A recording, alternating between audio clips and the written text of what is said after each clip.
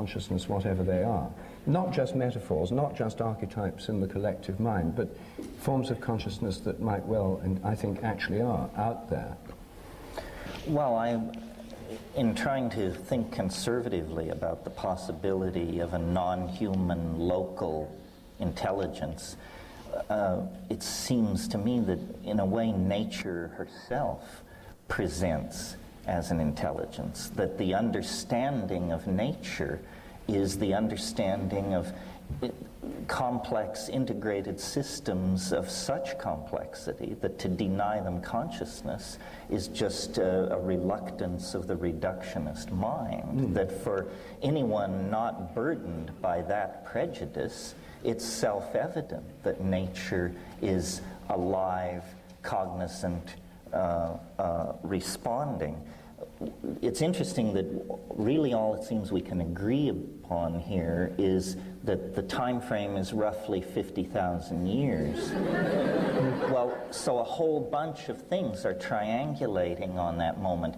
One could say, as I've argued, that it was the eating of psilocybin mushrooms. You could make a more general statement and say that was a subset of the consequence of an omnivorous diet. But if I may, sure. Where exactly were these mushrooms 100,000 years ago?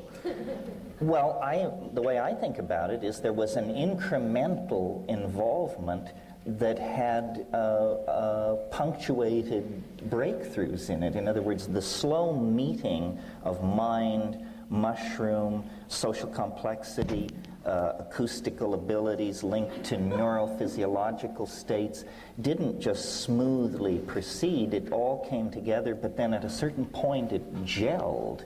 And this is this 50,000 year point where social understanding, technology, linguistic repertoires, depth of diet, Well, you're clinging to this material stuff. I think we can, it's about time that we... Well, there will be a material component, even if you believe angels descended from on high.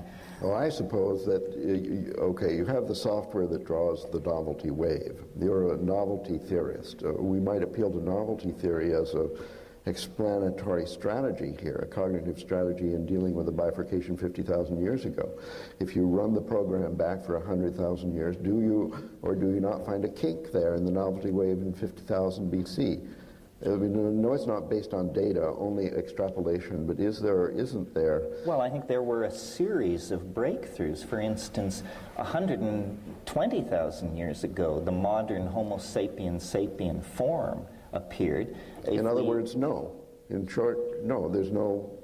Both and, I think. The invention of writing 9,000 years ago was an enormous breakthrough. But all of these things proceed out of the further integration, complexification of the nervous system in connection with the function of the imagination. Believe this, that you're presenting yourself as a conventional materialist evolutionary theorist. The Galactarians who built the mushroom intended...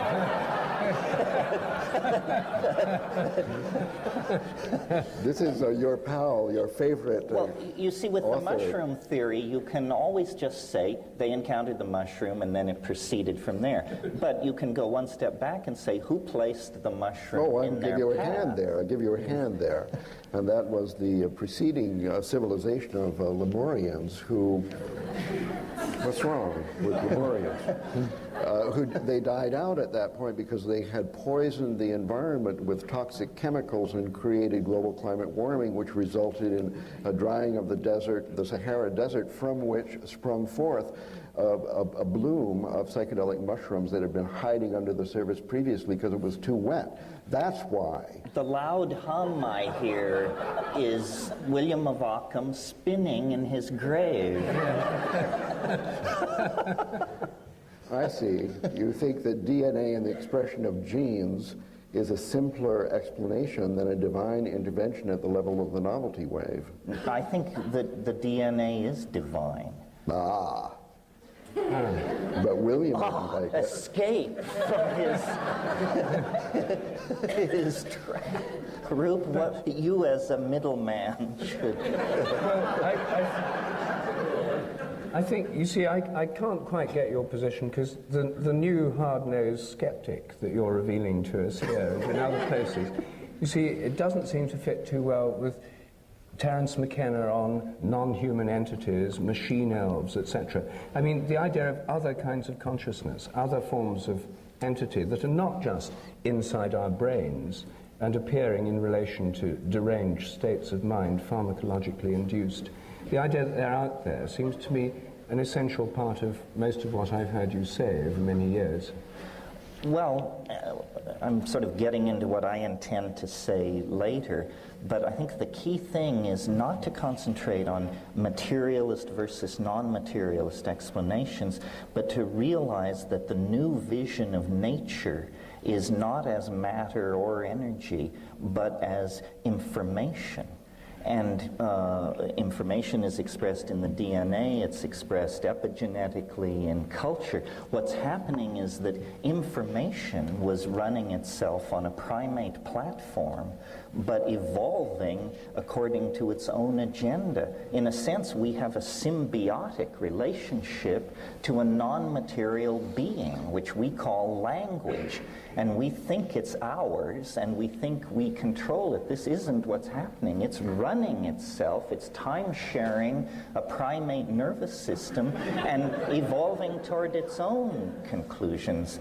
Now I've just shot my talk, so... And it's so early in the morning. Yes, well, this is this damn drug I'm drinking. Makes you give it all away too soon.